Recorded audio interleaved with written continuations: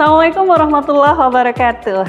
Hai Sobat Remaja, perkenalkan saya Ibu Arnika Dwi Asti dari dosen Ilmu Keperawatan Jiwa Universitas Muhammadiyah Gombong. Di sini saya ingin berbagi dengan Sobat Remaja semua mengenai pentingnya kesehatan mental bagi remaja. Tapi saya nggak sendirian, saya ditemani oleh satu orang teman saya dan dua mahasiswa saya yang cantik dan ganteng. Kita kenalan dulu yuk. Assalamualaikum warahmatullahi wabarakatuh. Saya Aan Anwaruddin, dosen Prodi Teknologi Informasi Universitas Muhammadiyah Gombong. Assalamualaikum Sobat Remaja semua. Saya Aisyah Hawa Rosyid, mahasiswa program studi D3 Keperawatan Universitas Muhammadiyah Gombong. Salam kenal semua. Assalamualaikum Sobat Remaja. Perkenalkan, saya Dias Ardi Kusuma, mahasiswa program studi D3 Keperawatan Universitas Muhammadiyah Gombong. Sobat Remaja, udah nonton film Vina sebelum 7 hari atau belum? Serem nggak filmnya? Tangannya Vina itu patah, tulangnya keluar. Kesimpulan sementara bahwa kejadian ini adalah kecelakaan tunggal karena tidak melibatkan kendaraan lain.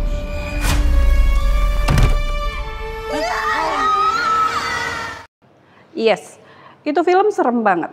Selain karena itu adalah film horor, film ini bercerita tentang kisah nyata Vina, seorang gadis remaja berusia 16 tahun yang dibunuh secara beramai-ramai oleh sekelompok geng motor.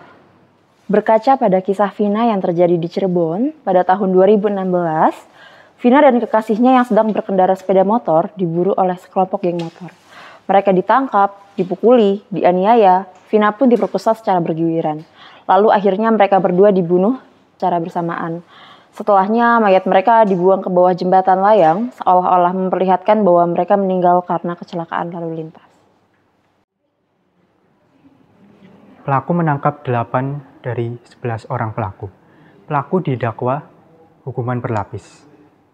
Penganiayaan, pembunuhan berencana, pemerkosaan, pelanggaran Undang-Undang Perlindungan Anak, dan mereka dijatuhi hukuman seumur hidup. Dan perlu Sobat Remaja ketahui, sebagian di antara pelaku adalah remaja. Kisah Vina hanyalah satu di antara sekian banyak kejadian tragis yang diakibatkan oleh tindak kriminalitas yang dilakukan oleh remaja. Mencengangkan memang, kok bisa remaja bertindak sampai sejauh itu? Kenapa remaja selalu dikesankan punya banyak masalah? Mereka nakal, membangkang, tidak menurut pada orang tua, tidak bisa diatur dan selalu bertindak semaunya sendiri. Apakah mereka sehat jiwa? Apakah mereka sehat mental? Bagaimana harusnya seorang remaja itu berperilaku? Sobat semua, remaja adalah mereka yang berusia antara 12 sampai 18 tahun. Masa ini juga disebut sebagai masa peralihan dari masa anak-anak ke dalam masa dewasa. Karena masa ini juga disebut masa transisi, remaja sering dikatakan sebagai anak-anak yang bersikap so dewasa, namun di sisi lain mereka juga disebut sebagai orang dewasa yang bersikap kekanak-kanakan. Masa transisi ini dikenal sebagai masa storm and stress, badai dan tekanan. Banyak sekali perubahan yang mereka alami. Remaja mengalami perkembangan secara fisik, psikologis, dan juga psikososial. Perubahan fisik terjadi secara signifikan di mana hormon pertumbuhan naik pesat, sehingga remaja mulai mengalami dorongan seksual dan ketertarikan terhadap lawan jenis. Secara psikologis, mereka mulai mencari jati diri. Siapa sebenarnya mereka dan apa tujuan hidup mereka? Secara psikososial, mereka mulai membuka hubungan pertemanan dengan lebih luas. Pengaruh lingkungan dan teman sebaya sangat terasa pada masa remaja.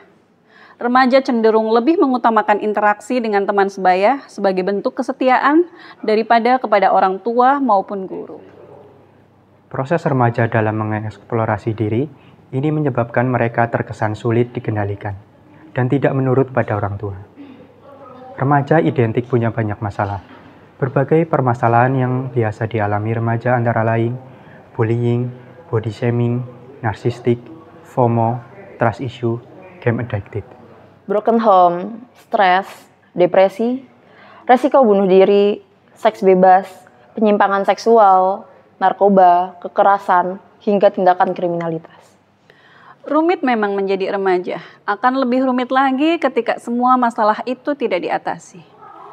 Remaja beresiko akan mengalami hambatan pertumbuhan yang akan mengganggu perkembangan fisik, emosional, kognitif, dan menghambat potensi remaja itu sendiri. Penurunan prestasi akademik juga bisa terjadi karena kesehatan mental yang buruk mengganggu konsentrasi dan motivasi belajar. Remaja juga akan memiliki hubungan sosial yang buruk karena mereka cenderung mengalami kesulitan dalam menjalin hubungan dan mempertahankan hubungan sosial yang sehat. Pada akhirnya, remaja yang mengalami permasalahan kesehatan mental dan tidak dapat menyelesaikannya di fase ini, mereka akan terhambat dan berpotensi mendapatkan kegagalan pemenuhan tugas perkembangan pada fase dewasa. Lalu bagaimana caranya agar remaja dapat sehat mental dan tumbuh dengan optimal? Apa yang harus mereka lakukan untuk menyelesaikan masalahnya? Pendidikan dan kesadaran. Remaja hendaknya mampu untuk mengembangkan kemandirian dan keterampilan penyelesaian masalah, serta menghadapi tantangan hidup dengan baik. Remaja perlu meningkatkan kesadaran mengenai kesehatan mental, termasuk mengenali gejala dan mencari bantuan ketika diperlukan. Dukungan sosial. Hendaknya ada jaringan sosial yang sehat dan mendukung, baik di sekolah maupun di lingkungan masyarakat, gunanya untuk memberikan dukungan secara emosional. Terapi dan konseling. Remaja perlu mengakses layanan terapi dan konseling yang sesuai dengan kebutuhan mereka, gunanya untuk mengatasi masalah kesehatan mental dengan dukungan yang lebih profesional.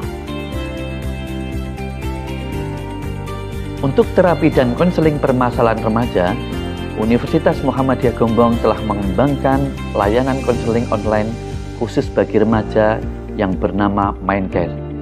Ini merupakan aplikasi berbasis Android yang akan memudahkan remaja untuk melakukan konsultasi dengan para ahli secara fleksibel, karena dapat dilakukan dimanapun dan kapanpun. Aplikasi ini sangat mudah digunakan, menggunakan ruang chat pribadi yang memungkinkan remaja untuk curhat secara tertutup, yang hanya dapat diakses oleh dia dan konselor yang dipilihnya. Ini adalah jaminan kerahasiaan informasi dan data pengguna bagi aplikasi ini. Konselor yang berpartisipasi dalam aplikasi ini terdiri dari psikolog, dosen keperawatan jiwa, dosen Al-Islam dan Kemuhammadiyahan, serta mahasiswa Universitas Muhammadiyah Gombong sebagai teman sebaya atau peer group. Jika Sobat Remaja ingin mendapatkan aplikasi Mindcare, silakan Sobat Remaja kunjungi website kami di sini untuk mendapatkan link aplikasi.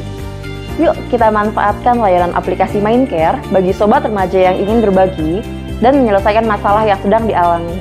Jangan lupa share informasi ini, barangkali ada Sobat Remaja lain yang membutuhkan bantuan dan bisa mengakses aplikasi ini. Temukan solusi permasalahan dengan berbagi bersama teman, orang tua, guru, dan para ahli. Mari menjadi remaja Indonesia yang sehat mental, berkarya, dan penuh potensi.